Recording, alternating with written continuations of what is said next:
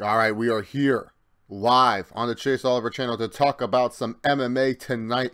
We have two MMA cards to talk about. And before we start any MMA stream, we always start it by doing the little salsa and screaming out loud, El Cucuy! Fuck Tony Ferguson, punk! All right, see, Dan Bones is in the chat. Dan Bones, fuck your feeling, Khabib's a bitch. Well, Khabib gonna make Tony Ferguson look like a bitch. That's for damn sure. That's a fact right there. Bones is in the chat. You know Dan Bones, fuck your feeling, Khabib. You know that, son. You know that. Oh, did they not get the beginning of did the video not start with the beginning of me yelling El Cucuy? Well, just know you have to yell El Cucuy if you want to start off the video right for any MMA stream and yell out El Cucuy while doing a little bit of the salsa, as he said when he was fighting Rafael dos Anjos moons ago. Now, guys, we're here to talk about big MMA events. We are going to be talking about who is going to become the baddest man on the planet. That's right. We have a huge heavyweight matchup this weekend. A huge heavyweight matchup. One that will decide which is the best heavyweight currently in MMA today. And that heavyweight matchup is Chaell Sonnen and Rampage Jackson at Bellator 192. I mean, the kickoff of the Bellator Heavyweight Grand Prix. We have Chaell Sonnen, you know, the American gangster, one-time middleweight contender, one-time light heavyweight title contender, the former light heavyweight champion Quinton Rampage Jackson of the UFC. You know, they're going at it at Bellator 192 in the main event, and we're going to decide who's the baddest man on the planet. No, I'm just kidding with you guys. That's not what's to decide the baddest man on the planet. This fight is actually Stipe Miocic, the UFC Heavyweight Champion, taking on Francis Ngaunno. That will decide who's the real baddest man on the planet. I just want to poke some fun. Bellator is having their Heavyweight Grand Prix kickoff, and I know a lot of people don't even know what the Heavyweight Grand Prix is. Well, picture this. You take 4 fighters who are not heavyweights, and they are pretty much underweight, if anything, and they're all light heavyweights for the most part. One's a middleweight, actually.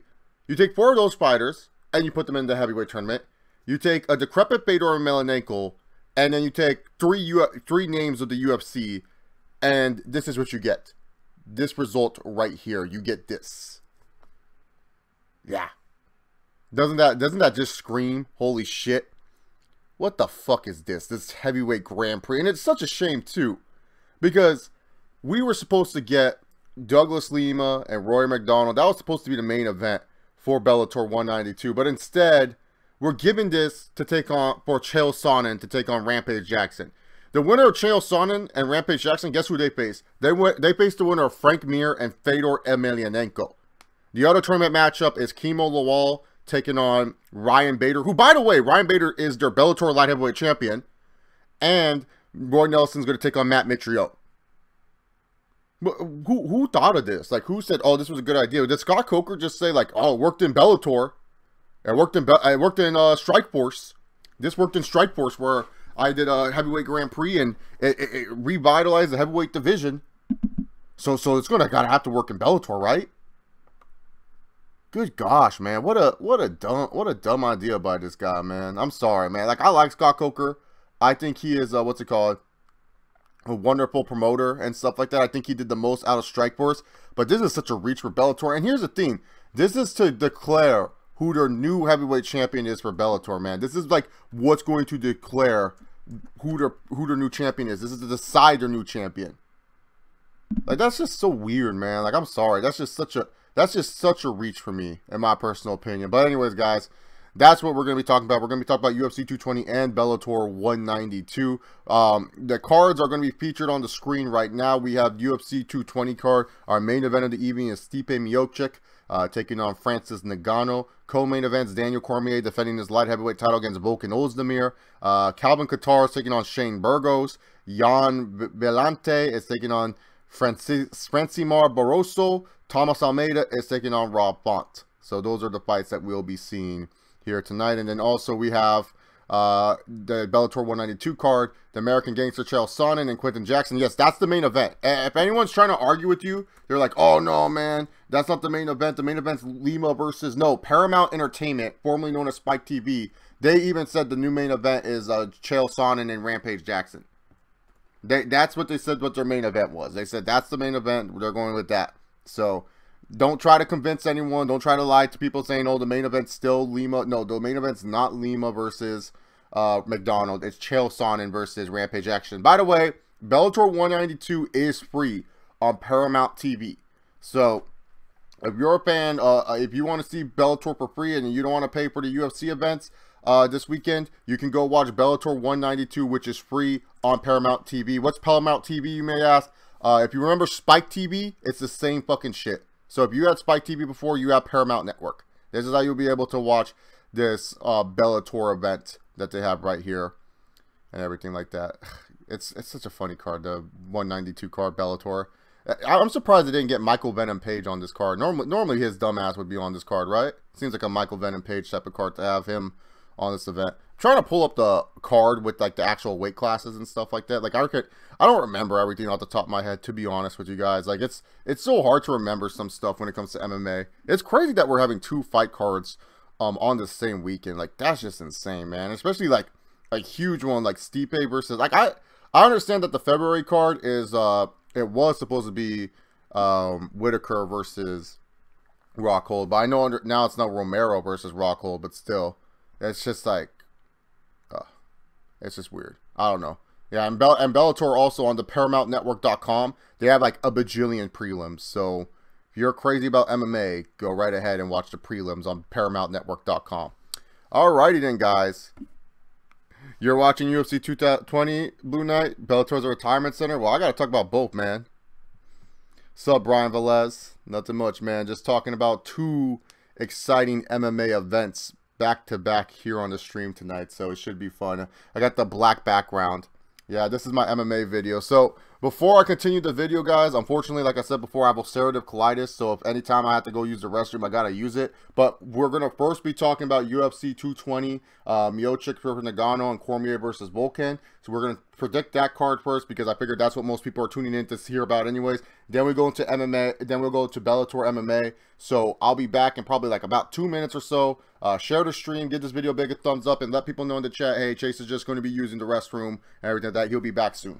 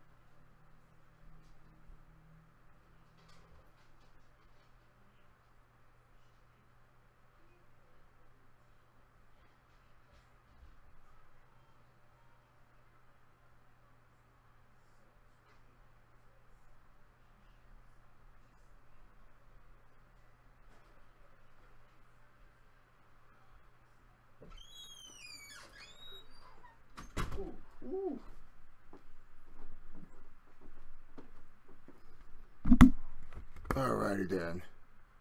Sorry about that, guys. Once again, I always have to apologize. If you guys don't know, if you're new to the channel, I do have ulcerative colitis. It's where you have to go to the restroom a lot, and unfortunately, it affects me a lot. So sometimes I have to go. And the reason why I'm standing is because my ass hurts. So I don't want to sit down right now. I can't sit. I gotta sit all weird on my chair and shit. But anyways, yeah, so time to talk about some UFC 220 predict this card real quick. Live from the TD Garden, we have UFC 220. Now, I'm going to be honest with you guys. I'm going to be super honest. You guys know me. I'm an honest person. I don't try to act like I know everything. If this was back in the day where I used to live, eat, die MMA, I would be able to predict all these fights. And if you watch some of my older stuff, you guys know I used to be able to follow UFC just like that. Now, it's not that the UFC has lost my interest. Not that at all. It's just more the fact I can't keep up with it, man. There's just too much. There's just too much going on with the UFC that I honestly just can't keep up with it. And I know that everyone's going to be like, oh, that's an excuse. No, I'm being dead serious. I can't keep up with everything's going on, man. Some people may get excited for these Fight Pass cards, is the UFC Mogadishu's and UFC Beijing Quan, or UFC and the Polar Ice Tundra, or UFC and the Lord of the Rings Volcano. Like, you guys may get excited for like it's like, I don't know, like Tony Pizza versus like Michael the blah blah blah. You guys may be excited for that, but I'm not excited for those fights. So like, it's just that I don't really care. There's just too much events. When's the Miocic fight? It's this Saturday. Tomislav. That's when the Miocic fight is. It's this Saturday. The event starts at 10 p.m. Eastern Time, 7 p.m. Pacific Standard Time. Miocic should probably be fighting around, he normally fights, like, champions normally fight around 9 p.m. my time and everything like that. So I guess 12 a.m. Eastern Standard Time if you live on the East Coast. Yeah, I'm not a world clock here, so I can't answer everything like that. But yeah, so anyways, we're going to be here talking about the UFC 220 card real quick. First off, we got a bantamweight matchup between Thomas Almeida and Rob Font. Now, I'm going to be honest with you guys. I don't know anything about Rob Font. I could click on his Wikipedia right now and act like I know who the fuck he is, but I don't know who he is, to be honest. I don't know anything about Rob Font. I remember Thomas Almeida was getting hyped up before he ran into the Cody Garbrandt change. Like, everyone was like saying like Thomas Almeida was going to be the next big thing, and he very well should be. Both bantamweights, I believe, are still pretty young in age, and you know, the bantamweight division, that division is quite frankly a wide open division. A lot of people don't see it that way because, you know, they have Dillashaw and Garbrandt, but I feel like on any given good day, a bantamweight can win that title. You know what I'm saying? I feel like the bantamweight championship, I don't think we have seen the real kingpin yet. Now, maybe Dillashaw is the kingpin. I thought Garbrandt would lose to Dillashaw eventually. So when it came down to it, this is one of those fights where it's like, to me personally, I think it could be an exciting one. But then again, when UFC, they always open up with bantamweights, it's always some boring exchange. They don't hit hard. The crowd doesn't really care about the fight. So when it comes down to it, Blue Knight, thank you in the chat. He said Rob Font is an up-and-comer, so that's good. And up-and-comers are coming up on the main card. That's good to know. But I don't know. Thomas Almeida, dude, I know more about him than Rob Font. So I'm just going to go with Thomas Almeida via decision.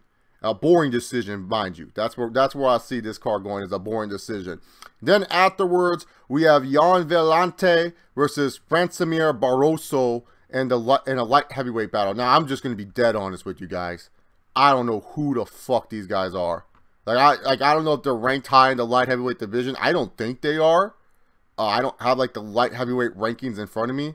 I don't know who the fuck these guys are. Like, this seems like this should have been on like a UFC, like, just judging by their names, this should have been like on the UFC Rotterdam card or something like that, or UFC like in another country card. Like, this does not feel like, oh, this is a main card on a main pay-per-view fight. Like, I'm just being honest with you. I don't know who these guys are. I'm just saying like, I really don't know who they are. Like, just being real with y'all here. Like, I'm not gonna, like I said, I'm never gonna lie to you guys and act like I know who these fighters are. If I don't know who these fighters are, I'm not gonna sit here and try to act like I'm some genius and stuff. I don't know who they are. And it's just like, this is what I'm talking about, man. This is what I'm talking about, like, main cards in the UFC. You put this shit on here, man. Where it's like Jan Vellante and Francimir Barroso. Like, let me go back to the UFC card. Thank you, Sherdog, for these cards. Look at these records, too. Oh, my God. This is on the main card? We have a main card fight. Jan Belante is 15-9, and Francimar Barroso is 19-6. What kind of main card? These guys are not even threats to DC or Volkan. Like, this is not even like, oh, yeah, man, these guys might be like, you know, up-and-coming front. No, what the fuck? I mean, yeah, record doesn't tell everything, but this guy's 15-9, man. 19-6, okay, that's a little bit better. Like, how are these guys on the main card? Oh my God, that's disgusting. I'm being dead honest here, man. That's absolutely disgusting. I'm just going to go with Francimar Barroso. I don't know anything about these guys, but Francimar Barroso, I like saying his name. So it'd be easier to say than Jan Belante. Featherweight bout between Calvin Katlar and Shane Burgos. Man, the featherweight division, I got to say, man, the featherweight division, that next to the welterweight division, that's a murderer's row right there, man. You got Jeremy Stevens, Duho Choi, freaking Brian T.C. Ortega, Quub Swanson, and now you got guys like Calvin Kattar and Shane Burgos, man. Like, oh my God, dude. Like Max Holloway, you're not going to be eating it up very long. You know, this hashtag blessed era might be a hashtag short era, dude. Maybe that's the reason why Conor didn't want to come back to featherweight, because he knew a bunch of killers. And even Jose Aldo, like, even though he's lost his last 2 fights to Max Holloway, that's still a top-tier featherweight right there. Jesus, man. Like, this featherweight division's just scary, man. It's just going to keep getting better and better. It's like, you know how the welterweight division's all this hype division? It's like everyone says that's the deepest division in the UFC. You can make a huge argument that the featherweight division is like the second deepest. You know, lightweight has kind of fallen off a little bit, but man, featherweight, they just keep getting bigger and bigger, and the rich keeps getting richer and richer. As we have Calvin Kattar and Shane Burgos going at it right here. Calvin Kattar 17-2. I don't know if this is his UFC debut. It seems like it would be his UFC debut. I've seen Shane Burgos fight before, and Shane Burgos is a legit dude. I'm excited for this fight. I don't know if this is going to be the fight of the night, though, because like I said before, bantamweights and featherweights, yes, they're fast, but the thing is, they don't really have that much power. Like, the power in those guys, it's just like, it's rare when you find a featherweight with power. That's why when guys like Conor and Max come along, and they're able to, like, knock dudes out with their hands, they get hyped up a lot. Because there's not many featherweights that can knock each other out, man. Featherweights are always fast. They're really light on their feet. They really use a lot of jabs. And, like, a lot of their jabs don't really damage that much folks. So, when it comes down to it, man, like, I don't, like, if this is just a brawl, that would be great. But I don't know if it's going to be like that. I think it might be a little boring fight. But I'm going to give Calvin Kattar the win here. I'm going to predict him to win this fight for the UFC featherweight title. Or not for the featherweight title, for the UFC featherweight debut. And stuff like that. Yeah, no, light heavyweight's terrible, John Gore. I don't know why they try to trot these fools out here and say, oh yeah, this is a big exhibition bout. Like, who the fuck are these bones, man? 19-6 and 15-9. Like, that does not appeal to me as an MMA fan. That, you know what that says, man? You know, if you're holding a fight party for the UFC, man, when you're what's it called, holding that UFC fight party, you're just like, you know what, man? Instead of like actually watching the fight, that fight, you go and do something else, man. You talk up to maybe the hot girl that's actually at the party, or you freaking like are drinking a beer, or you decide to use the toilet at that time. Like, you do something else other than actually watching that fight, because like you're not gonna watch that fight right now. You're just like, nah, I ain't gonna watch this shit, man. Look at these buns, man. So yeah, now it's time to talk about the co-main event and the main event. Shout out to the UFC with these cool little statistic things right here. Daniel Cormier. Now, funny enough, everyone doesn't know this, but because his record doesn't show up, but Daniel Cormier is actually coming off a loss. So you see that one NC on his record right here, that one NC, that one no contest. That was from his last fight with John Bones Jones. We all know what happened. John Jones head kicked him. John Jones became the light heavyweight champion again. And then all of a sudden, yeah, you know, John Jones is going to John Jones. You know, invite John Jones to your graveyard or to your funeral, so that way he can let you down one more time. And so instead of getting John Jones versus Volkan Oezdemir, or John Jones versus Gustafsson 2, we have DC versus Volkan Oezdemir. Now, the trend is about this card for UFC 220. It's going to be that Volkan Oezdemir and Francis Ngaunno, these guys are knockout specialists. And especially in your heavier divisions, it's always cool and it's always fun to have guys that can knock each other out. It's always great when you can find a guy and all they do is be able to knock someone out. And Volkan Oezdemir is a knockout specialist, and he has a lot of people excited for him, and as he should. Now, a lot of people are saying because Oezdemir came from the same camp as Rumble Johnson, and that Anthony Rumble Johnson used to destroy him in training camps, and that Oezdemir is not ready for this, and that, you know, DC said it himself, he's JV Rumble. I beat the varsity Rumble. Well, who the fuck is Oezdemir? He's JV Rumble. But you know what? I don't think Oezdemir is that bad. And quite frankly, I don't think Oezdemir is going to do what Rumble did and any of the fights that he did with DC, because we all saw what Rumble tried to do with DC. He tried to wrestle with him. Why was Anthony Rumble Johnson trying to wrestle with Daniel Cormier? That was like the most foolish thing he's ever done in his career. Volkan Oezdemir, I don't think he's going to do anything that foolish. I don't think his camp is going to say, hey, like, not, they'll say clinch with DC, but I don't think they're going to tell him to fucking go wrestle like he did. Now, Oezdemir, when you look at the bottom, and I'm going to put up the graphic every once in a while. I just want you guys to see my face because, you know, ego and shit. But yeah, when you look at the stats and everything like that, keep in mind, a lot of these stats are tracked from their UFC fights. Volkan Oezdemir has only had like 2 or 3 UFC fights under his belt. So when you see these stats, that's not for his whole 15-1 record. That's only for his like time in the UFC. So when you look at Volkan Oezdemir's stats, looks very, very good, especially when you look at takedowns defended and you have like 100% takedown defense. I think he's barely like had anyone try to take him down. Like, that's the thing. Like, I don't think there's been a lot of fighters that were trying to take him down. He's ended most of his fights really quick, hence his nickname, No Time. He's definitely a hype fighter. He's definitely someone that I see the UFC would love to build around, especially because they're looking to go more global and they want to attack a more global market. You know, a guy like Volkan Oezdemir, and especially with the look that he has, and he can knock fools out with one punch. Ooh, that's some fun shit. I don't care what anyone says. We Americans, we love seeing guys get knocked the fuck out. We love seeing guys punching and knocking each other out. And Volkan Oezdemir, he's what I think a lot of the casuals, as Tony Ferguson would call them, or what some of the newer people watching, they probably want Oezdemir to win than Cormier, because no offense to Cormier, he's a wonderful fighter, a really good one, but dude, like, his fights, they're just not entertaining to watch, man. And I know everyone's gonna be like, well, that's strategy, you gotta expect it. And it's like, yes, no, we understand it. I understand it. I appreciate the wrestling that DC shows, but when you're trying to hype up your light heavyweight, like John Jones is just fun to watch. Like, you can watch John Jones fight anyone, and yeah, there might be a couple stinkers here or there, but at least John Jones delivers. Fucking DC, man.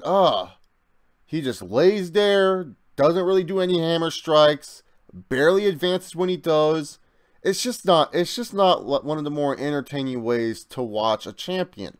I do respect him, and I do say that, you know, pretty much that he is a wonderful fighter. I'm never going to say DC's a bad fighter. But when it comes down to it, from a casual perspective, DC's not a casual man's fighter. He's not entertaining. He can strike with some fools, and he's had some good fights. I'm not trying to say DC has had bad fights. He had some really good fights. The fight with Alexander Gustafsson was a really good fight. His first fight with John Jones was a really good fight, man. Like, seriously, DC is just, when it comes down to it, he's a boring fighter. And not a bad thing. It's not. I mean, it's bad for the UFC because they want to make money trying to sell off his name. But it's not a bad thing if you're a champion and you're trying to make money. And I think that's the reason why DC does UFC tonight, because DC realizes, oh, I don't make that much money. He doesn't make that much money. Because when it comes down to it, he's not an exciting fighter. And I feel like a lot of people are cheering for Volkan here. Even some hardcore fans are saying, hey, I want Volkan to win. We saw what Volkan did to Jimmy Manuwa. That was impressive. Jimmy Manuwa is another knockout artist in himself. And I feel like Oezdemir does cause some problems for Daniel Cormier. And I don't think he's going to be an easy walk in the park like a lot of DC fanboys are making him out to be. So when it comes down to it, I will say this. I think Volkan Oezdemir is going to win. 3rd round KO. Is it a bold prediction? Yes. But I like making bold predictions. I don't like sitting here and just saying, oh, DC's going to wrestle fuck him for 5 rounds. Nah. I think Volkan's going to win. I think he's going to win. 3rd round KO. I can see it happening. Well, it ain't going to be a 5-round wrestle fuck by DC, but who cares? I think I'm going to go with Volkan. I'm going to go with the upset here. Going to go with some edge. Because, you know, the next fight, oh, man, dude, pick your poison. Those two are the most baddest men on the planet Earth. So the next fight we're going to be talking about here in the MMA stream is the UFC 220 main event. Stipe Miocic looking to become the record-breaking heavyweight champion, defending his title for 3 times. Yeah, the UFC heavyweight title history has not been so kind. Always a flip-flop in the affair. So Stipe Miocic looks to become the longest reigning defending champion with his 3rd title defense. But he has to go against the man that is just absolutely scary. The man who has recorded the heaviest punch in the world, Francis Ngaunno. Oh, God. Oh, God. Oh. Stipe muscular chase. I'll take that compliment. Stipe Miocic is a cool dude. He has a hot wife. I'll take it. I'll take that compliment. I'll take that compliment. Am I going to put money on Volkan? Probably. Maybe. His odds are not looking that well, though. Like, he was only like plus 133, which is weird. I didn't like that. I was like, oh, that's weird. I feel like I think people are going to Volkan's side, though, Dan Bones, in the betting.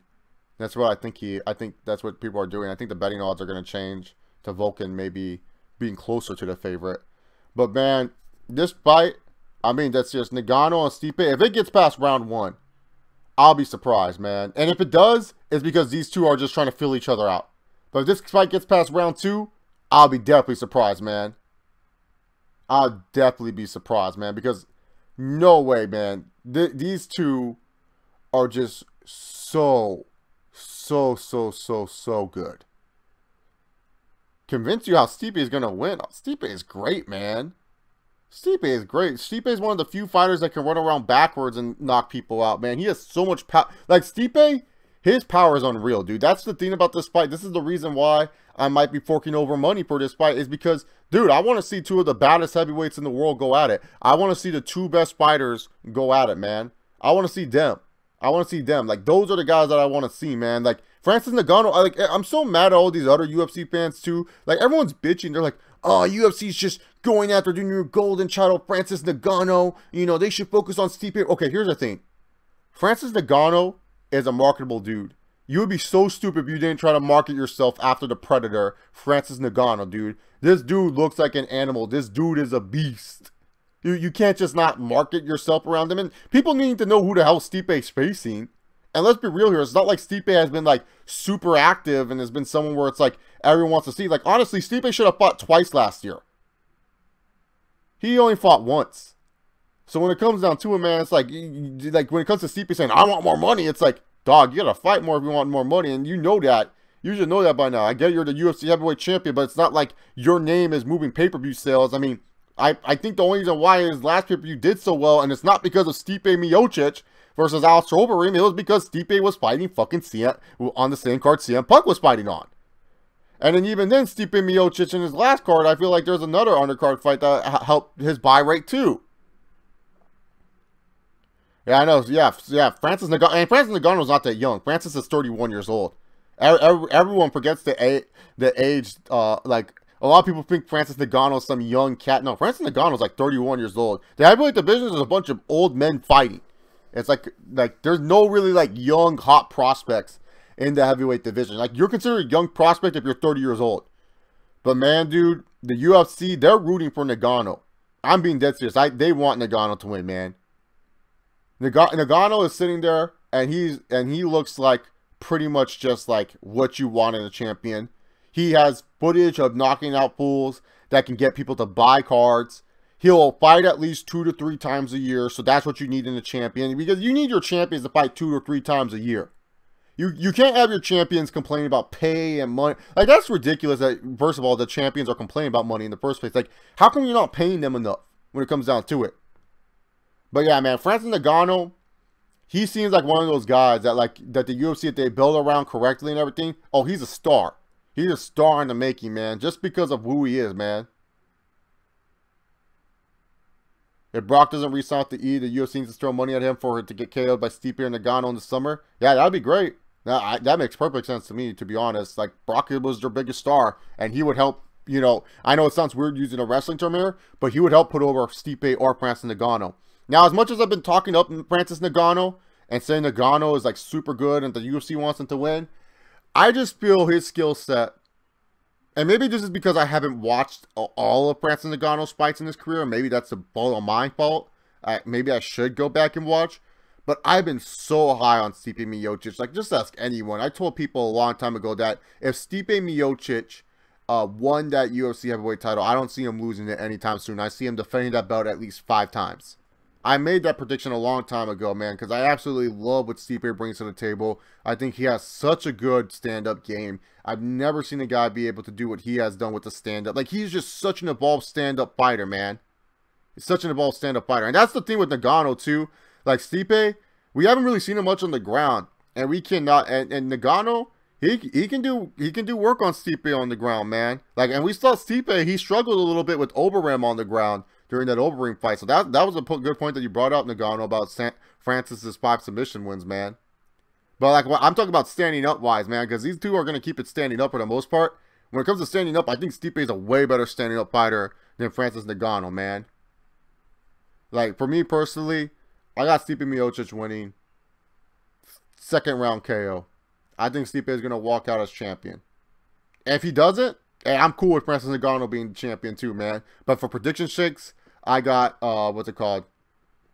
I got Stipe. Yeah, but Stipe's smart though, Dan Bones. He ain't going to stay in the pocket. That's the thing. Stipe likes to back up a lot, man. And Stipe throws a lot more leg kicks than a lot of people give him credit for, man.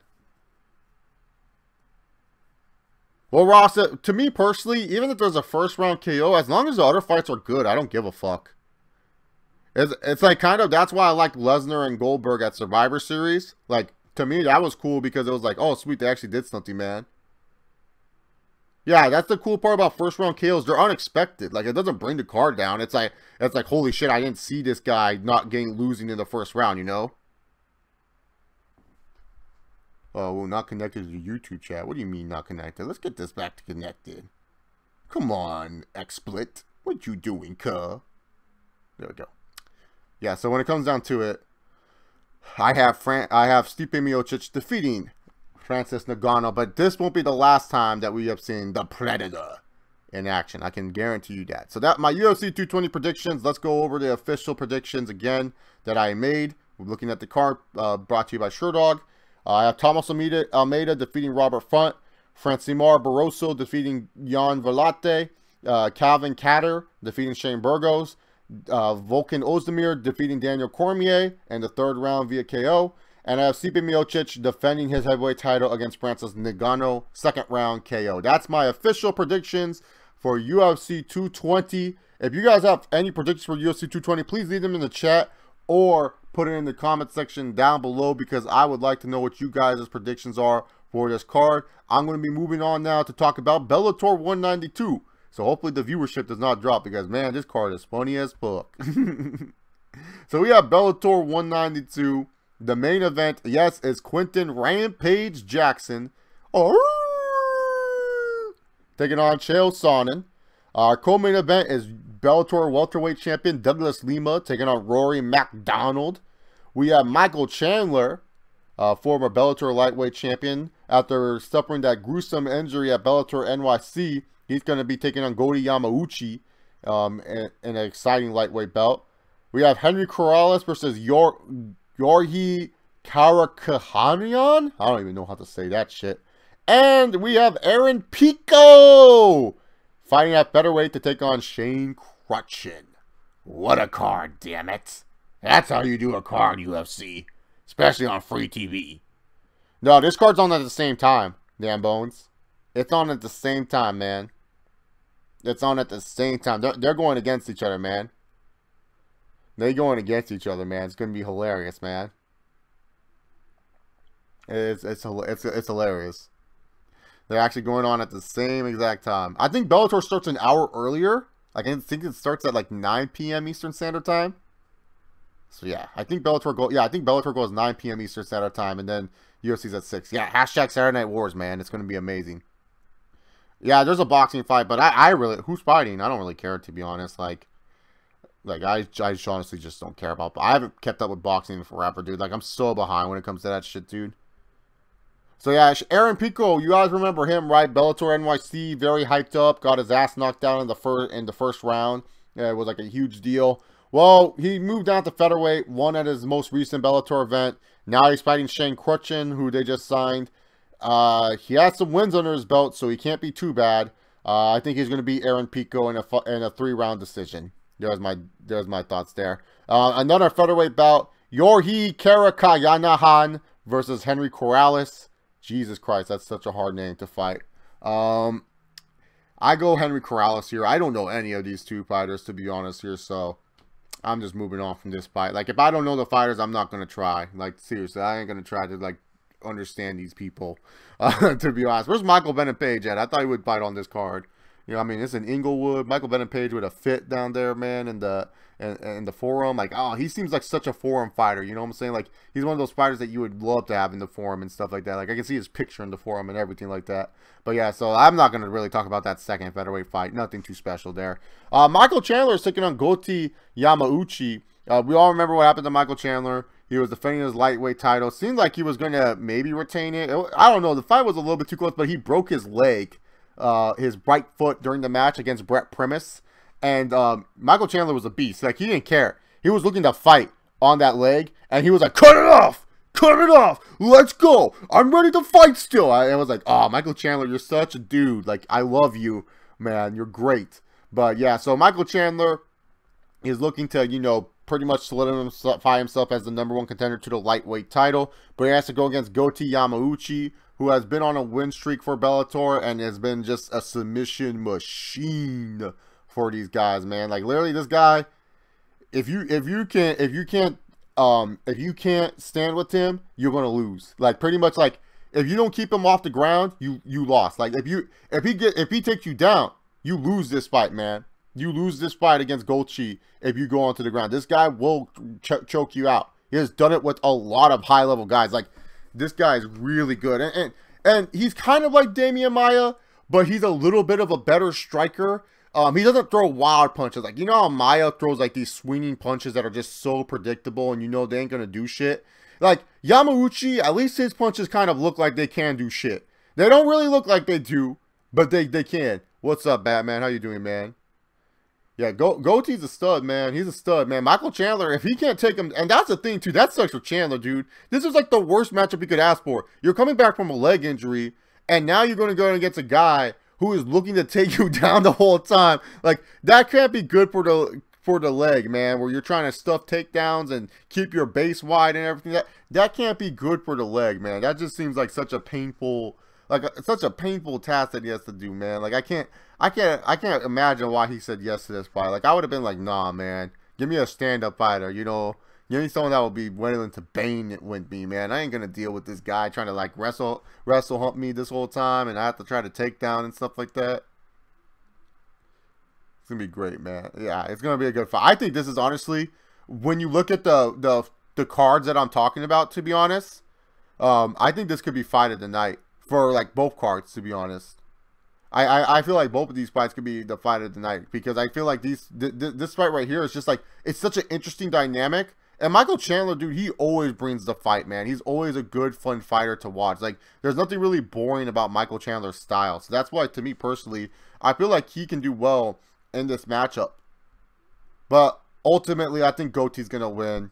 3rd round submission. I think Michael Chandler's going to have a scrap. I think it's going to be a good brawl. But ultimately, Michael Chandler gets caught. Rear naked choke. Like Goti's been doing to a bunch of other fools.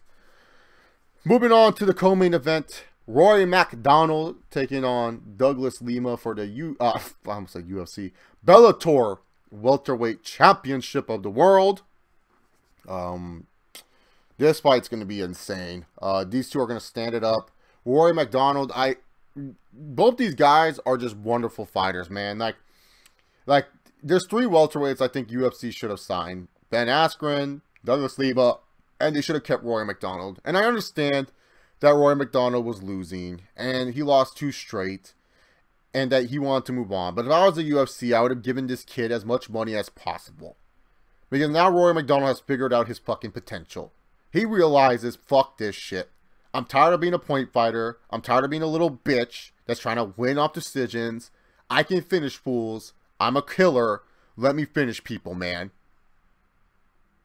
And Douglas Lima, he's just a tough dude overall, man. He's been through some adversity in Bellator. Like, he's one of the best non-UFC fighters ever, Douglas Lima, in my personal opinion. He's never been with the UFC ever in his career. He's fought all over the place besides the UFC. I would love to see him in the UFC one of these days and hope he can transition well. But, like, I feel like Rory Macdonald, he's getting a lot more people picking him, which I understand.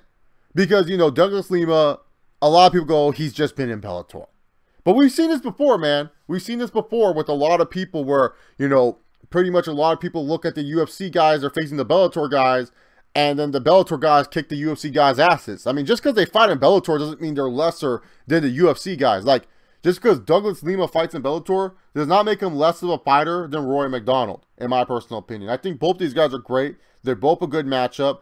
I can't wait for this fight, man. I'm excited for this fight. I think it's going to be a killer fight. Like I said with the Chandler fight, like that could be fight of the night for both cards. This as well as contention of fight of the night for both cards. Because the two UFC main events that they had, the co-main event and the main event, you know those fights are going to end quick. Like those are going to be quick hitters, if anything else. They ain't going to last as long as these ones. These ones are going to be a little bit longer, man. And I feel like Rory Macdonald, I just don't understand how UFC let this guy go. Like, I still don't understand that. That's the one dude I think they're going to regret not keeping under contract. Or I hope that they bring back soon, man. Because I think he would have been great still in the welterweight division. I know he lost to Wonder Boy, and I get it that he lost to Robbie, but still, this guy's such a stud, man. And I don't know why you wouldn't keep him around and pay him a little bit more, even though he's not going to be challenging for the title anytime soon. And quite frankly, I think he would do wonders against Woodley. I think Woodley's happy that Rory Macdonald's not around, because if Rory Macdonald was still around, Tyron Woodley would not be the chosen champion. Let's just be real about it.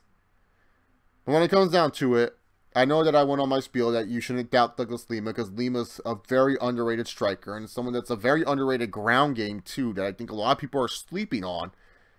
I just think Rory Macdonald's a killer. I just think that he's been born to friggin' be a top welterweight fighter, and honestly, I think he's going to win this fight. 4th round KO. I got Rory Macdonald winning, man. Like, I just think this is going to be a good fight either way, but I got Rory Macdonald winning this fight. And then finally, we have the main event. Chaell Sonnen versus Quinton Rampage Jackson. The first fight in the Heavyweight Grand Prix. Jesus fucking Christ, why? Why am I talking about this fight? Like, this is so stupid, man. It's 2018, man. And I'm talking about Chaell Sonnen and Rampage Jackson main eventing a Bellator card.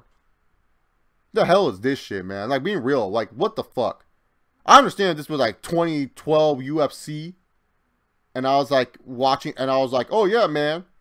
It's 2012 UFC, man. This is a great main event. Yeah, Ross, he's fighting in the Heavyweight Grand Prix. I forgot to show you this graphic, Ross. This is this Heavyweight Grand Prix. This is like literally everyone that's fighting, dude. It's all these UFC rejects, man.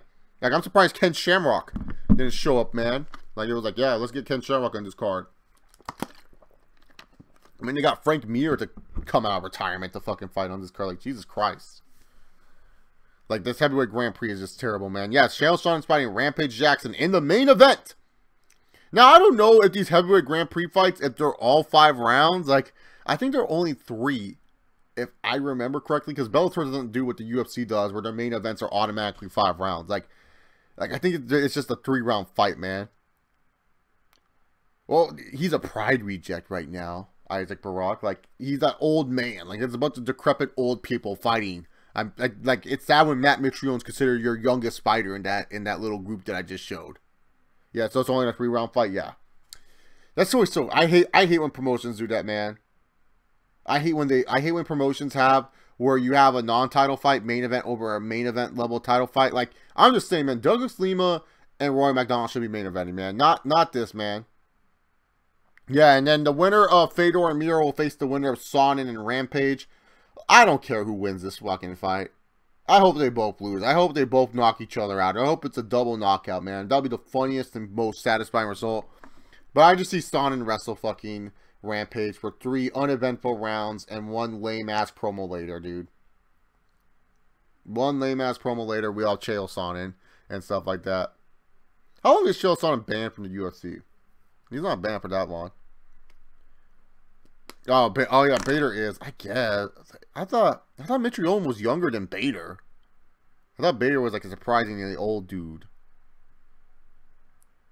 Oh yeah, we'll talk about that in a minute, guys. Because reasons. Oh, because that's the only reason why they'll get a decent rating. Shh, fucking idiots.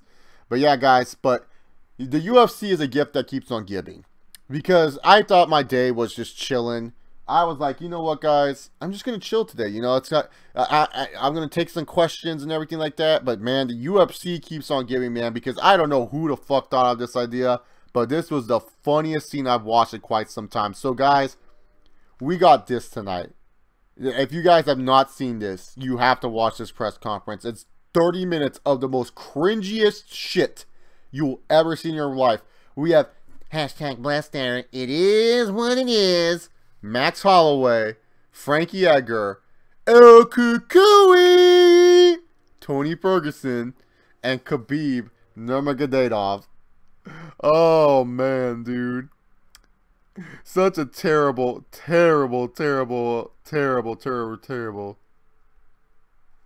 Oh, my God.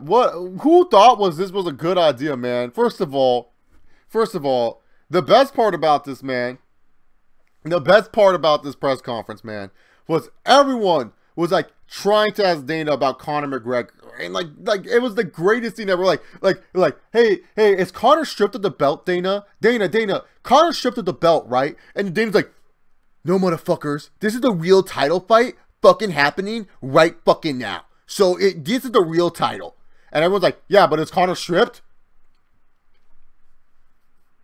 It was so good. Like, answer the fucking question, Dana.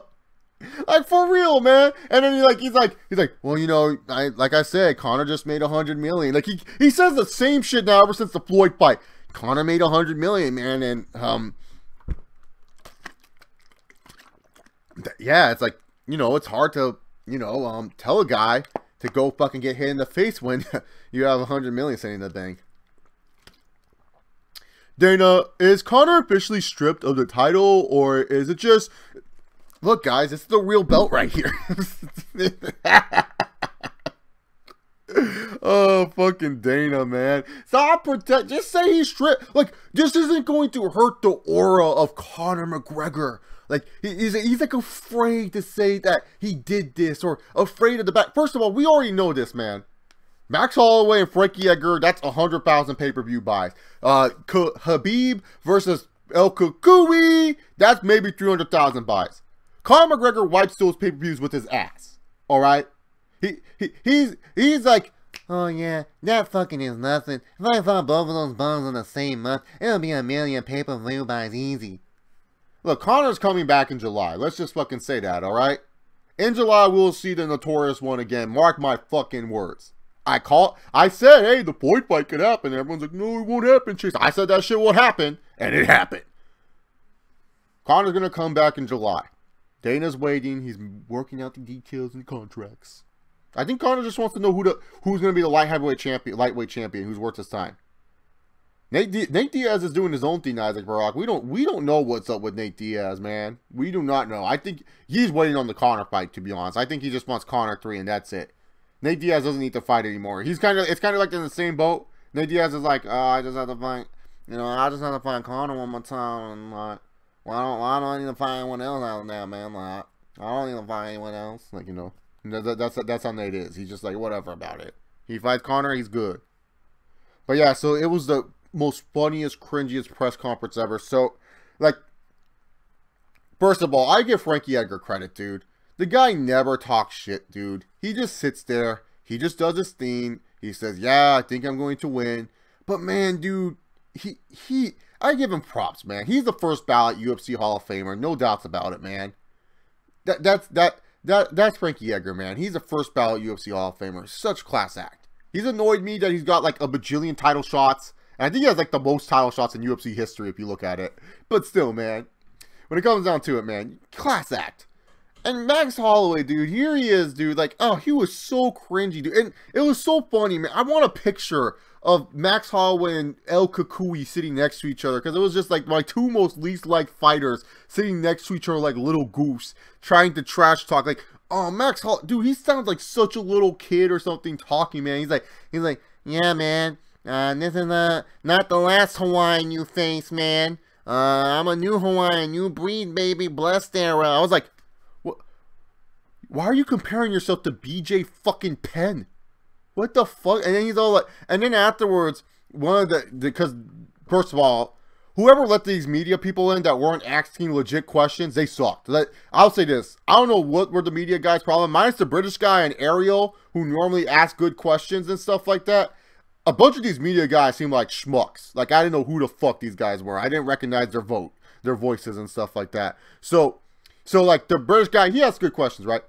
But then, like, someone asked, he's like, Dana, do you have like an understudy ready, like Eddie Alvarez or someone, if both Habib and Tony Ferguson pull out or one of them pulls out? It's like, first of all, why are you asking that question? I get it, you're worried and stuff, but why are you trying to make Dana White even more freaked out, dude? The dude already got one of his biggest cards, 221, ruined because Robert Whittaker got hurt and pulled out of that card. He doesn't want to think about UFC 223 if one of these guys pull out. He doesn't want to think about that. So why are you bringing that up? And especially in a huge... I understand if it's a media scrum, if it's just Dana sitting there and you want to know, that's fine. But why are you asking Dana in a press conference type of situation that fucking way, man? Why? Don't ask him that stupid question. Don't ask like, oh, what happens again? Stop asking in a media scrum. That's a more appropriate time to ask, not in front of a fucking huge press conference like that.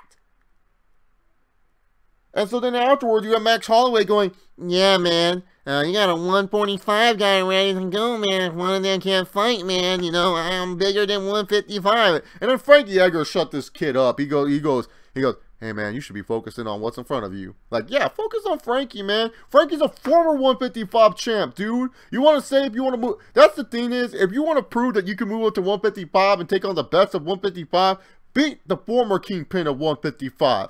Beat Frankie Edgar. Then start talking, because I know a lot of people are thinking Max Holloway is going to walk over Frankie Edgar. But styles make fights, my friends. And just because Frankie Edgar never fared well with Jose Aldo, and just because Max Holloway dominated Jose Aldo not once but twice, doesn't mean that Frankie Edgar is out of this. Doesn't mean that Frankie Edgar cannot win this fight. He could win. And so Max Holloway, he was cringy. Tony Ferguson, El Kukui, we all know this guy's captain cringe. Oh my god. Habib, yeah, it's Habib time. And Tony Ferguson's like, no one wants to know. McNuggets ain't coming back, all right? Like, he said McNuggets and everything. Like, he's so bad, dude. The most cringiest scene ever, man. The most cringiest scene ever, dude. These guys are just terrible, man. Like, it was just terrible. I don't know who thought of this press conference. It was the worst press conference ever, man. You know, El Kukui was doing fine. He was doing fine as a heel. You know, he was doing good as a heel. But, like, when he talks shit, man, it's the most cringiest scene ever, man. He's like, because he calls, like, a bunch of people casuals. And when the lame reporters was like, oh, what's a casual, Ferguson? He's like, I don't know, it's just a Twitter thing. It's like, what the, why? Like, oh, man, dude. Hashtag defender vacate, number one bullshit. Yeah, I know, right? Hashtag defender vacate. Yeah, but yeah, when it comes down to it, man, it was such a cringy press conference, but it was so funny, man. It was like thank God for the UFC, man. Like, thank God for the UFC and all the wonderful things that they bring to us, man. Like, this was just another wonderful thing that they brought to us, man. This was just great. It was like the funniest thing that I've seen in quite some time. But yeah, anyways, guys, how many buys does UFC 220 do? I feel like, okay, you have Ngaunno versus Stipe, and it is a heavyweight bout, and like Ngannou's been getting some good pub as of late, and I feel like DC kind of helps it out a little bit. I think it'll do 400K, around 350, 400K. I don't know if it'll do 500. I would like to say 500K, but that's a little bit too high. But I think 300 to 400K is a good one. I think that's a good estimated guess, because it's a heavyweight fight. So a lot of people, like, when it comes down to it, their mind frame is just like, oh, heavyweights. Yeah, I want to see that. And, well, Ngaunno, I think that's just Ngannou's personality. Holloway, yes. Holloway, yes. he's getting cocky. Lowest pay-per-view buy for the UFC this year? I mean, the way 221 is looking, 221 looks like it could be on that pace, man. Like, Rockhold and Romero, like, who's paying to see that shit, especially in Perth, Australia? Like, such a random card. You know what I'm saying? Like, that doesn't seem like a card you'd pay money for. So when it comes down to it, man, I think that could be the lowest pay-per-view buy. Holloway and Edgar, that could also do it, because, you know, Max Holloway, he doesn't really provide interest and stuff like that. Like, I think Holloway and Edgar, that one could be bad. 223, I forgot to mention, they also announced that Rose Namajunas is going to take on Joanna Jędrzejczyk in a rematch for the UFC strawweight title, which makes no sense. Why does Jędrzejczyk just move up to that other division? Didn't they make that other division and stuff like that? Like, I thought they made that other division and stuff. Why is your Jędrzejczyk, what's it called? Why is Jędrzejczyk fighting Namajunas again? And I hate when the UFC does this, man. Like, I hate when they do this, man. When they have, like, the champion that just lost. And especially the way Joanna lost. Joanna lost in the first round KO. Like, really? You can't find someone else for Namajunas to fight? You can't find anyone else? Like, we have to go see Joanna Jędrzejczyk again? Like, man, I don't want to see Joanna Jędrzejczyk fight again.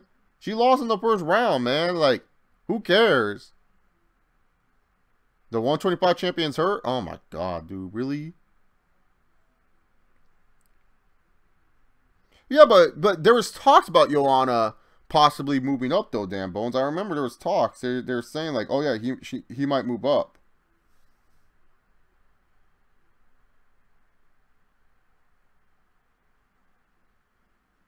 There was talks about that, so yeah, man.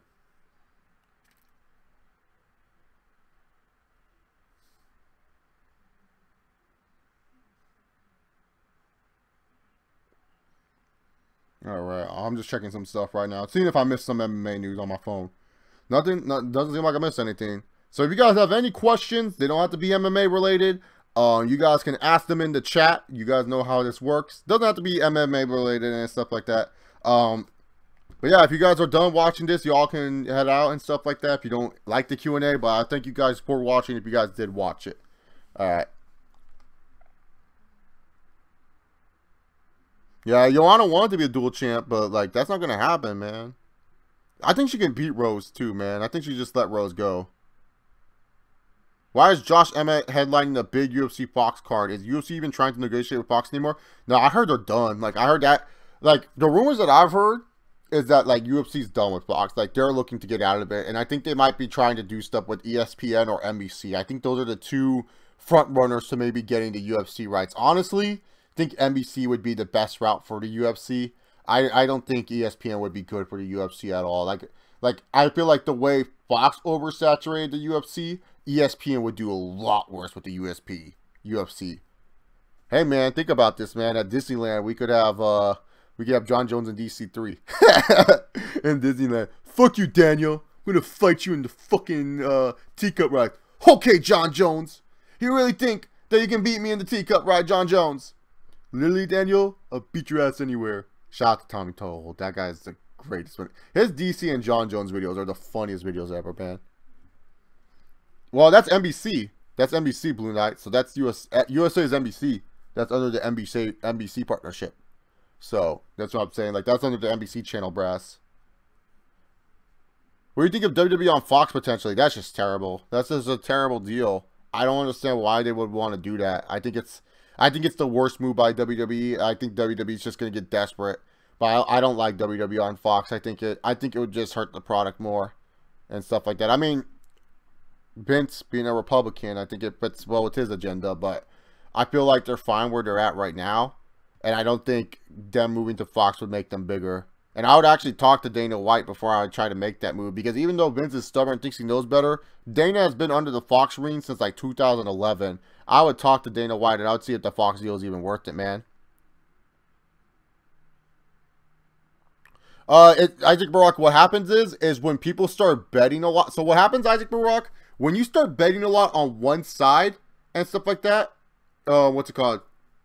When you start moving on one side and stuff like that, like, say for example, like, if like you and I were fighting, right, and I was like the favorite, but then people were like, oh, Isaac Barak could kick Chase's ass, and then people like start paying money to see you on you to win, then the odds change. So a lot of people are very hyped on Ngaunno and feel like Ngaunno can win. But if you bet on Ngaunno when he was the underdog, you're gonna win the underdog money.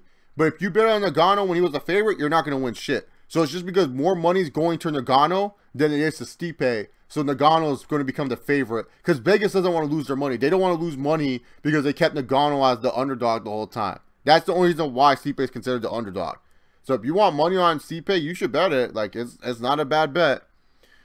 Who might move to Paramount Network? WWE or UFC? Blue Knight, because there was two different conversations about people moving. Is it? I think UFC to Paramount would be all right. I mean, they have relations there. It used to be, it was successful on there, and I think it'll do a lot better. WWE. Oh, that'd be terrible. Oh no, no, no. You don't want to do you don't want to do business with them. Oh God, that's terrible. Is there any words on the McGregor's next fight? The big rumor is Nate Diaz. It's either Diaz or GSP. That's who he's fighting next anyway. It doesn't matter. One of those two people. No matter how pissed Dana is at GSP saying, yeah, you know, I'm never going to let fucking George fight again. You know that bald-headed fuck would not say no to a McGregor GSP fight, especially in July? No way. What were the predictions of the UFC? Curious if you remember them, Isaac Brock. I would love to see if I agree with any of these predictions that they would make and stuff like that. If you can remember off the top of your head. Yeah, no, Dana White, he's a promoter at heart. Promoters are meant to lie. Like, and the thing is, you will get pissed at him, but then you'll be like, look, you know, things change, and yeah, you know, it was just a deal that we couldn't pass up. Like Dana knows. He understands, man. He's the biggest hypocrite. But that's how you have to be when you're a promoter, man. You're trying to promote shit, dude. You want to get drama, controversy, and stuff like that, man. And it's because there are people who are stupid, Blue Knight. There are people who are stupid. That's just his thing, man. You would be surprised. 10. Rumble moves to the heavyweight division. I see that happening. Rose beats Joanna and dominates the strawweight division.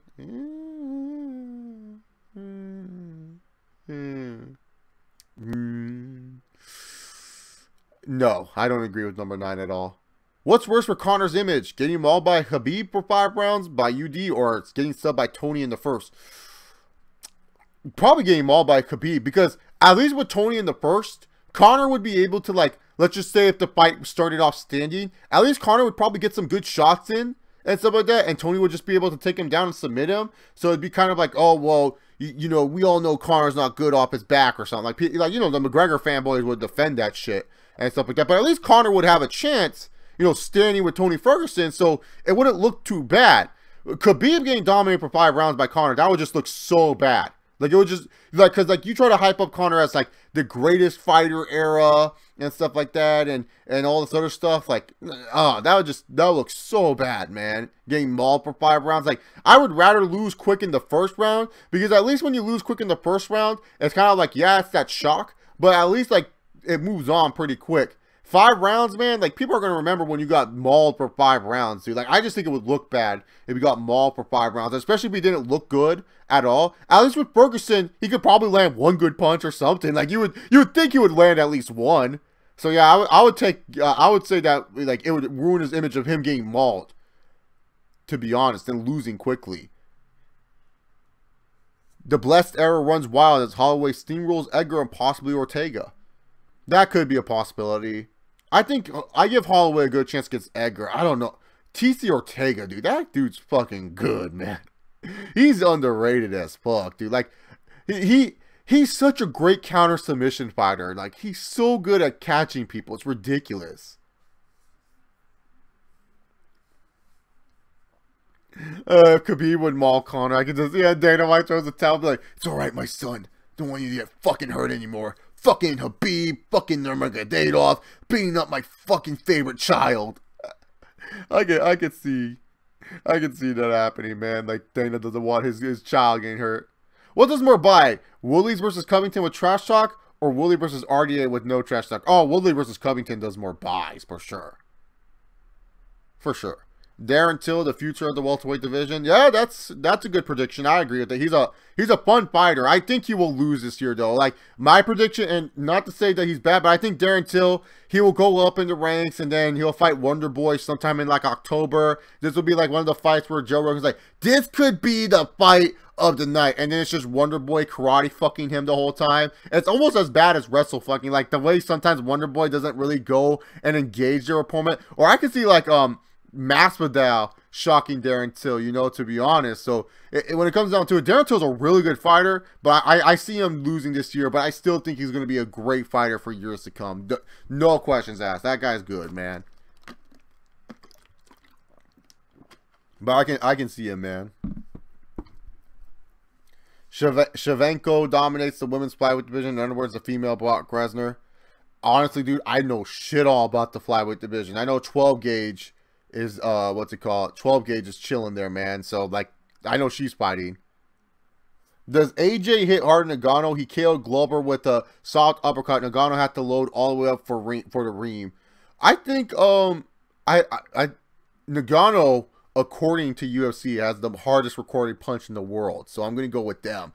But I think Rumble has just natural power. Like, I think he does hit harder than Ngaunno, to be honest. Like, he's just a beast, man. Like, I love Rumble Johnson. Like, if he would have just said, like, hey, I'm not going to try to wrestle with Cormier, he would be light heavyweight champion. No questions asked. Number 5, Anderson Silva retires. Oh, yeah, I think that's a done deal, man. Like, what does Anderson have to do anymore, man? It's so weird, dude. The Anderson Silva era ended, and it was like a good ending. Like, you know, it's good that's over. He's still one of the greatest of all time. I think I agree with that one. Number 4, I think John Jones with the lie detector test that he did and everything like that. I think we'll see John Jones back in 2018. Joe Rogan's an idiot. If you want more weight divisions, we can barely keep count with all the Okay, first of all, no. Because here's the thing. If you have more weight divisions, this makes it so much harder. First of all, they're already thin at flyweight. Just imagine they added a division below flyweight, like before Demetrius Johnson's division. You know how many fighters would move down to flyweight, move down from flyweight to fight at like 115 or whatever? Oh, so many of those motherfuckers would move down, and then we would have another false paper champion that we're supposed to believe is so fucking great, man. Like seriously, man. Yeah, well, yeah, Dan Bones. Some promotions have 115 and 105. I believe, if I remember correctly. You can get smaller. That's the thing. Like, some promotions, I believe, have like 115 champs. But yeah, no, like, no, that'd be terrible, man. Yeah, for men, yeah, I believe there's a 115 men's division. Let me check. I remember I was looking at belts the other day. 115 men's fighter division, men's MMA. Yeah, there's a 115 men's MMA division. I think. Yeah, 115 through 123 pounds straw weight. It's for men. There's a straw weight for men. Because I remember I was like seeing if there was like any other divisions. No, dude, that'd be terrible, dude. And then like I understand maybe like yes, a 190 division would be cool, like a cruiserweight division, like because that's what they would call it, would be the UFC cruiserweight division. But like even then, dude, that would just ruin the middleweight division. Like some of these divisions are already so thin, you can't make them thinner, dude. And then that just says more stupid belts that we don't need. Because, like, let's be real here, man. Demetrius Johnson's a great fucking fighter. But we all know the 125 division, there's nobody there. There's just nobody. Like, most of it, like, yes, he spots some legit dudes. But some of those guys are like, no, those guys weren't championship material. Get the fuck on out of here.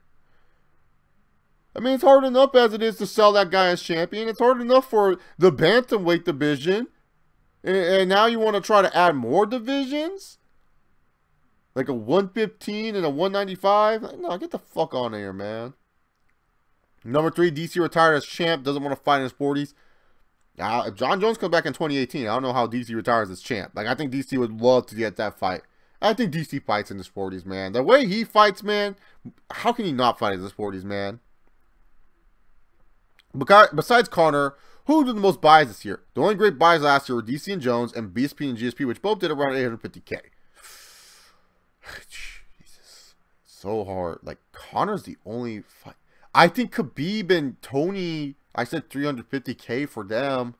That's pretty fucking good. I mean, like, people forget, like, I know we look at Conor's buys, but as long as the UFC pulls out like 350,000 buys, that's pretty fucking good, man. That's pretty fucking good when you think about it. Yeah, man. GSP could pull up some buys for sure if he fights.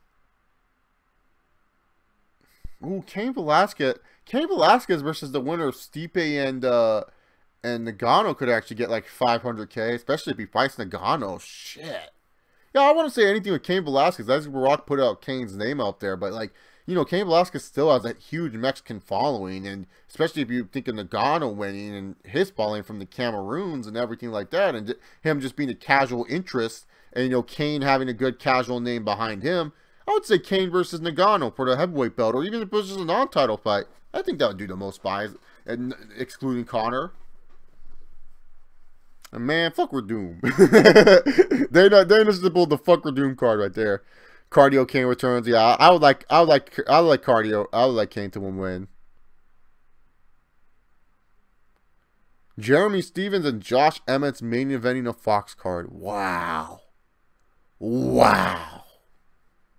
What the fuck? What, is Chris Lytle on the co-main event?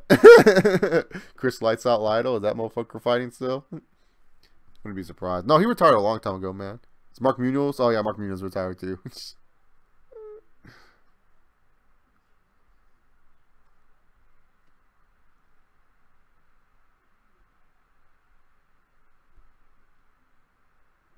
No, the Fox deal is just trash, man. It's like, it's one of the worst deals in sports, man. Like, and then Conor versus, oh yeah, I'm with Conor versus GSP in 2018. It's happening either in the summertime or late in the fall, man. That's the big fight. That's a million pay-per-view buys easy. I think that breaks the record, to be honest. I think that's going to be their biggest box show. If it's Conor versus GSP. Oh, come on, man. You can't tell me, dude, that wouldn't be the biggest fight ever, dude. Conor, I'm not impressed with the performance with the Floyd Mayweather. I thought that there was some things that you could work on. Shut the fuck up. You fucking bum. You think you're so great because you're a 2-division champion. I became a 2-division champion in less time than you ever did in your fucking life. While you were struggling with Johnny Hendricks, I was knocking out guys in the first fucking round. Could Conor versus GFC break 1.5 by... Oh, yeah. No, 100%, man. With 221s on the card? Yes.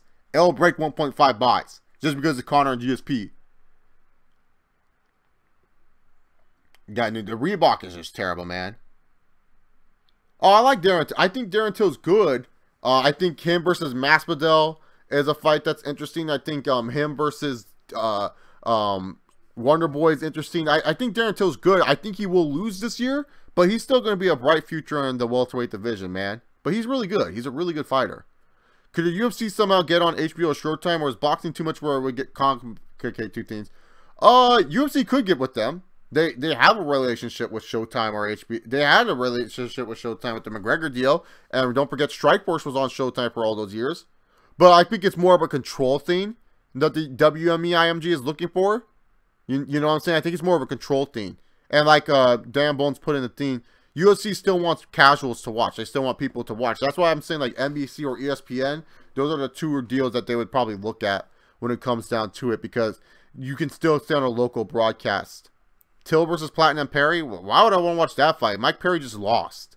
I don't give a fuck about Mike Perry right now. I want to see Till fucking fight Platinum Perry. I don't care how much shit they trash talk.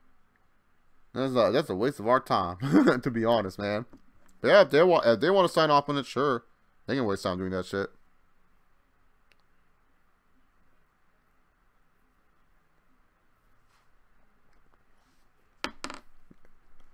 Hollywood dreams and not Hollywood go mega.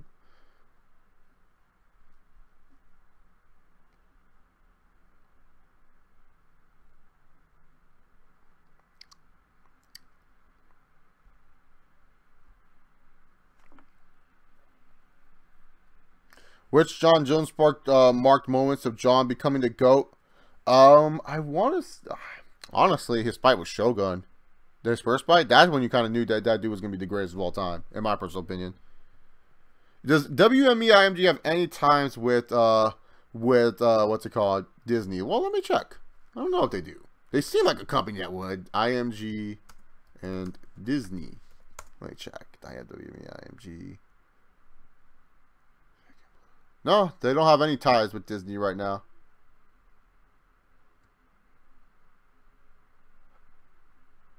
Yeah, they don't have any they don't have any ties with Disney from like what the Google says. So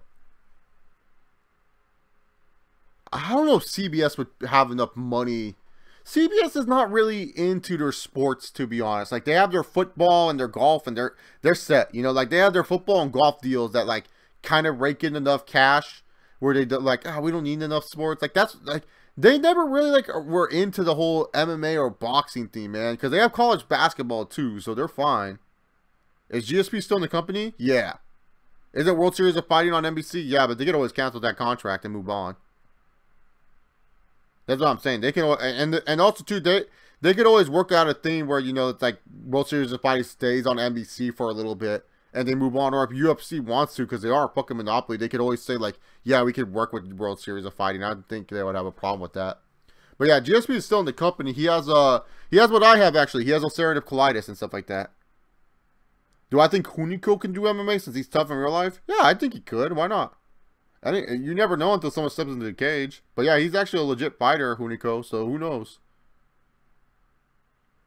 Yeah, they do need a big card, man. Like, they need a good free card. That's what they're missing, man, because they need a big free card, man. They don't just need any big card. They need a big free card, like a free pay-per-view type of level card, where it's just like, okay, like, I would pay money for this, but I'm not paying money for this because it's free. You know, that's what they kind of need. They need one of those cards. Take a few more questions, guys. I'm a little bit antsy here. I just got Super Mario Odyssey, man. That game is insane, dude. I was like jumping around as a T-Rex and shit. It's great. Big Fox used to always be title fighter, big name fights. I know, right? Now it's like fucking Emmett versus Stevens. Where's CM Punk? Punk versus Kevington, aka WWE fight. Punk is training still. The hype of the Royal Rumble is dead, TBH? Yeah, man. Like, I feel like most of my wrestling videos talking about the Rumble are just depressing, to be honest. Like, they're not views-wise, yeah. But when it comes down to it, I feel like no one really cares. Like, they're just like, whatever, dude. He's talking about the Rumble. Who cares? You know? They don't really care, to be honest. Yeah, I know, dude. They need a big Fox card, man. That's the thing, too. Because they were doing good with the Fox cards. Now they don't do shit, man. If you look at the first few Fox cards for the UFC, they looked legit. And then they thought it was a good idea. Oh, let's put Demetrius Johnson on the Fox card. The fuck? Why are you putting Demetrius Johnson on your Fox card? Like, that's bad. That's bad. And they only had McGregor on like 2 Fox cards ever. Thoughts on Joey Diaz? Oh, let me go check this guy out. I don't know who Joey Diaz is. Like I said, I don't follow MMA as much as I used to. It's just I haven't been able to keep up. American Cuban actor. Podcast host, born in Cuba. He's what's it called, podcaster, comedian. I haven't heard Joey Diaz, to be honest, so I haven't seen any of his work. Just being real with you, man. Thoughts on DJ versus TJ? Oh, DJ and TJ, it's gonna be great. My boy Ross is live streaming. Oh, let me go check this out. What's Gold Standard doing? What is my boy Ross doing? He's trying to get his AdSense back. He's trying to get his revenue back. Discussion says, Ross, it's way too early for a Royal Rumble preview. Way too early for this, man. I'm gonna give this video a big old thumbs up, man. I'm gonna give this video a big old thumbs up. Because my boy Ross. You know, I always gotta give my brand love.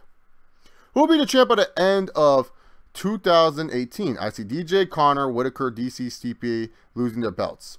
Okay, this is fun.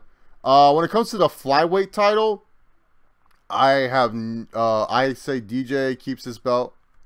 When it comes to the bantamweight, I see Garbrandt getting the belt back. When it comes to featherweight, I got TC Ortega. When it comes to lightweight, I got El Kukui.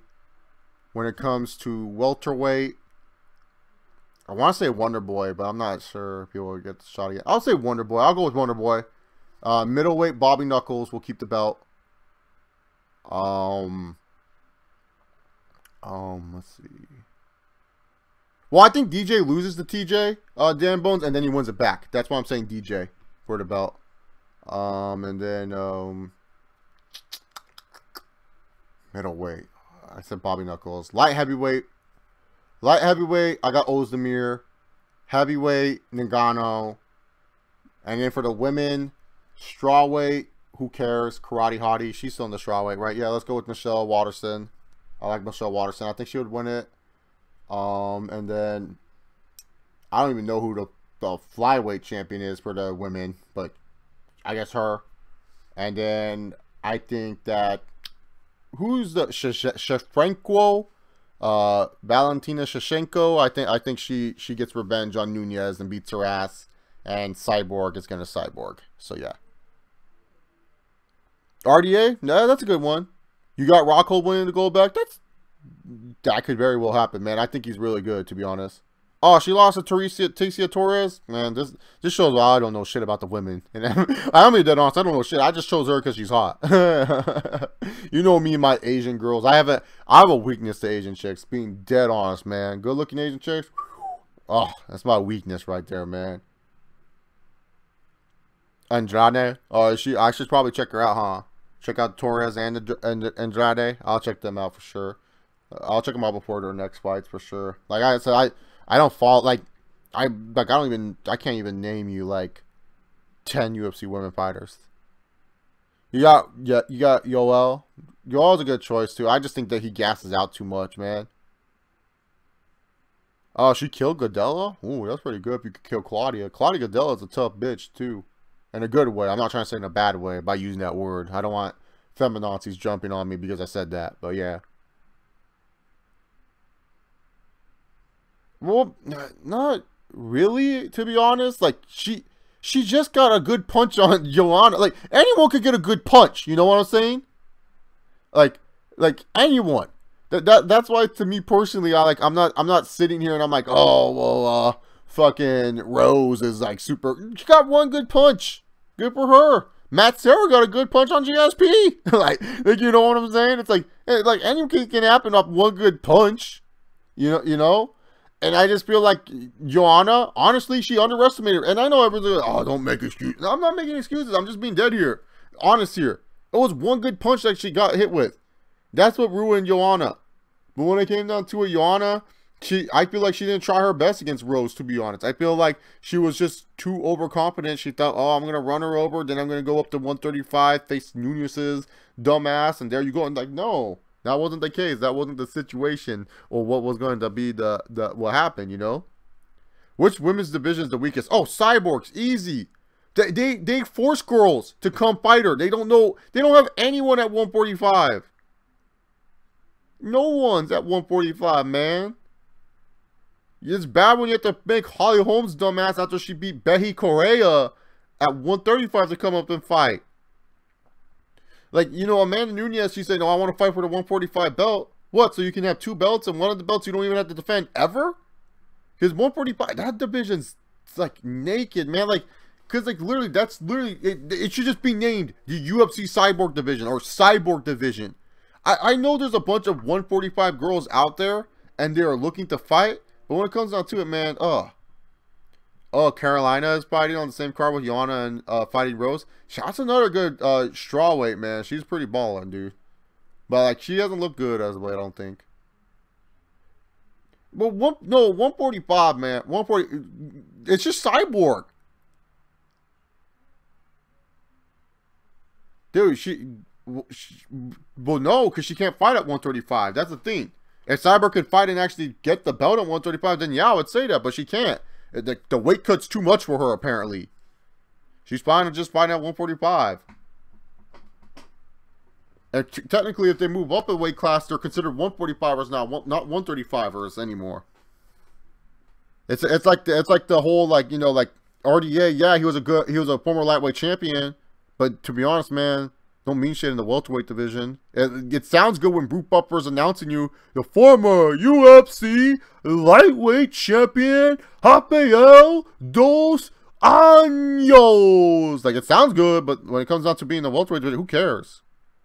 And it doesn't mean that, like, Dos Anjos, if he does become a welterweight champion, that he could beat all the 155ers, because we know he can't. He got his ass kicked by El Kukui.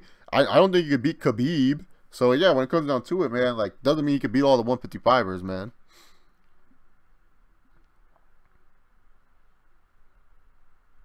Yeah, Carolina's a beast, dude. Cyborg should stop juicing, yeah.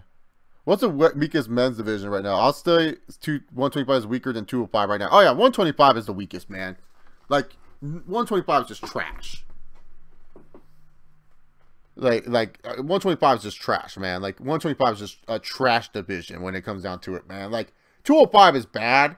But at least 205, you find, like, your Volkan Oezdemirs and your Jimmy Manuwa. Like, that's a good amount, 205. At least once a year, you find someone that you can hype up. That's a good thing. Do we believe that they can beat John Jones or Daniel Cormier or Alexander Gustafsson? No. But at least they're there. At least you're hype about them. You can have some belief in them. Fucking 125, man. Henry Cejudo. Oh. Oh, my God. Like, we were getting hyped about Henry Cejudo wrestling DJ. What the hell? Not knocking out someone. Wrestling someone. You know what I'm saying? It's like so stupid, man. 125 sucks. It's just terrible, man. I think the toughest divisions are welterweight and featherweight, in my personal opinion. I think middleweight's just top heavy. I think middleweight's just Bobby Knuckles, Yoel, and Rockhold. And then, like, the rest of the division is just kind of, like, a scattered brain of, like, old, retired, decrepit dinosaurs and young guys who beat each other up, like Jacare and Derek Brunson and stuff like that. But I think featherweight and welterweight, those are the two, like, stacked, heavy, top-heavy divisions where there's just talent everywhere in those two divisions. In my personal opinion, those are the stacked ones. Thoughts on Vitor Belfort? Always been a huge Vitor fan. Always loved the guy. The phenom for the reason, man. He was the Mike Tyson of MMA before anyone else, like, was being claimed as the Mike Tyson of MMA, though. But, yeah. But when it comes down to it, dude, Vitor's just a beast, dude. He's so much fun to watch, dude. I don't care about what people say about him being on TRT. TRT Vitor was so fun to watch, man. Seeing him, like, spinning leg kick people and shit. Spinning head kick people was fucking great, dude. No, yeah, no middleweight does. But I'm just saying it's like middleweight's just, like, top-heavy, like, the first 3 or 4 fighters, that's it. And then afterwards, it's kind of like a bunch of old guys and then a bunch of, like, other ones. You're going to try to reach the welterweight level when I go to the gym? I think you should, you know, I feel like you should maybe go to lightweight. Just kidding, Blue Knight. I think you'll do well. Paulo Costa. I haven't seen any pictures of him, man. Rashad. Oh, is Rashad back at? I thought he was still at. No, UFC at the what's it called? UFC at the embedded said UFC middleweight because they showed Rashad training Volkan and said UFC middleweight fighter. So he's a middleweight still, according to the UFC. When's the last time Rashad ever has a spot? I love Sugar Rashad, man. I think I would love, you know, since like all these old fighters are getting love and respect, man. I hope Rashad has a resurgence here. Let's root for Rashad Evans to have a random ass resurgence here. That'd be hilarious, wouldn't it? Rashad is a trainer. That's good. Oh, that dude? Oh my God. Yeah, I know. Dude, Rashad never, what's it called? Rashad hasn't, Rashad, after that Lyoto Machida knockout, that's when it was kind of like you knew Rashad would never be a top guy in the UFC ever again. Like, you know, because, like, there's just so many fighters that were coming. But at least he won the belt, man. Like, you can never take that away from him. Like, yeah, he beat Forrest Griffin, but yeah. Do I know a site where you can watch the fights for free? You can try Buffstream, First Row Sports. Those are sites that you can try. It's Ramsey. But other than that, not really. Oh, that would be great, damn. I'll sign me up for that. I'll buy that pay-per-view, dude. And like, instead of actually showing Rashad's face, you show the face of him knocked out, like,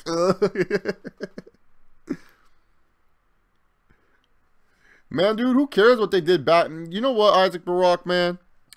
Don't get mad at that shit. Just say, you know what, who cares what they did? Some of the greatest baseball players use PEDs, man. And I used to cheer for Barry Bonds and Sammy Sosa. And I'm not going to be a hypocrite and say, oh, they're not my favorites because they use PEDs, man. Like, hell, man, we watch professional wrestling, dude. Like we watch pro wrestling. Isaac Brock. Most of our favorite wrestlers have used PEDs before. Let's not try to act like they've been clean. You know what I'm saying? I ain't gonna act like it. So you know what? I cheered for steroid guys before. I don't care, man. I care if you entertain me, if you're a good fighter, man. I think Anderson pre-USADA era beats Yoel Romero, dude. Pre-USADA Anderson's the greatest. I think that's like a name that people are not giving Anderson is pre-USADA Anderson.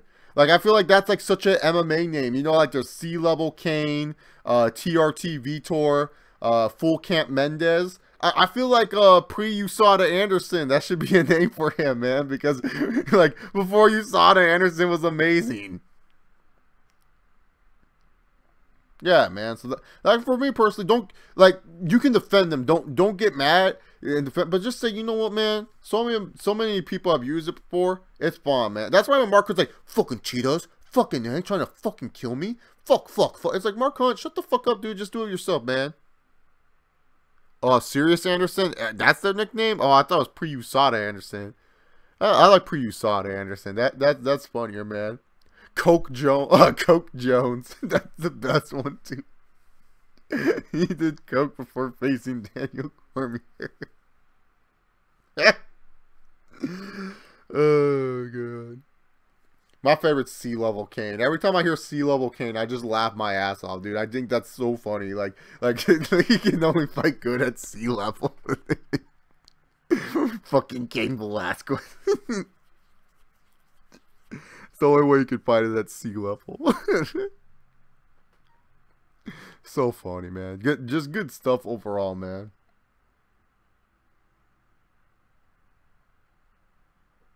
John Jones for you, yeah. Alright, guys, that's it for the Q&A. Thank you guys very much for tuning into the live stream. Wait, let me see. What makes you more of a GOAT? Beating all top contenders during the pre-USADA era while on the juice, or beating all the top contenders in the post-USADA contenders off the juice? Well, people are still getting caught. So I don't know, man. Like, I guess... But here's the thing. We need to find someone that is going to be dominant during the post-USADA era. So far, the only guys that are really dominant post-USADA are like Max Holloway, Tony Ferguson, Connor, Stipe, and... Well, no, Stipe was pretty good in pre-USADA as well. I feel like with the post-USADA era, we got to find someone that's dominant. So far, I think Bobby Knuckles is like the GOAT right now when it comes down to... What did you say? DC, dude, DC barely fights, man. How the fuck am I gonna say he's dominant when he barely fights, man? The last time he fought Gustafsson was like pre-USADA. Was during the pre-USADA era. He hasn't been dominant in the post-USADA era. Yeah, that's the thing, Dan. Most people are still getting caught. So when it comes down to it, man, right now you're GOAT because of the pre-USADA era. Like, that hasn't changed yet. But when it comes to post-USADA era, if you want to choose a guy to be the GOAT, it would have to be Bobby Knuckles, because he's the only one that, if you look at track record, like him or DJ are the only two with the track record of winning in the post-USADA era convincingly. The other guys, I don't know, it's kind of a risk, and also depends on the entertainment factor. But yeah, we'll see. Thank you guys very much though for watching this live stream. I'll be back tomorrow for 2 streams. Early in the afternoon, I'll be doing an NFL stream. It'll be a much more shorter stream, mainly because I'm going to prepare for the review streams. But yeah, so I'll be doing an NFL stream tomorrow for the AFC and NFC Championship games. So if you guys like NFL action, come to those streams.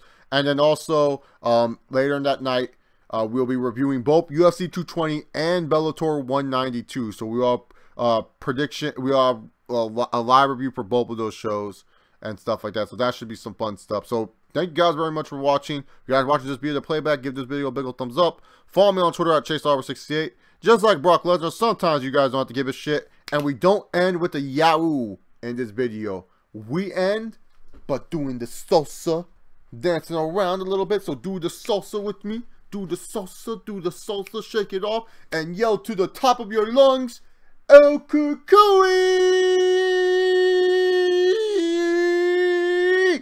Hashtag blessed era, man. Just blessed era, man. It is what it is. Have a good night, folks.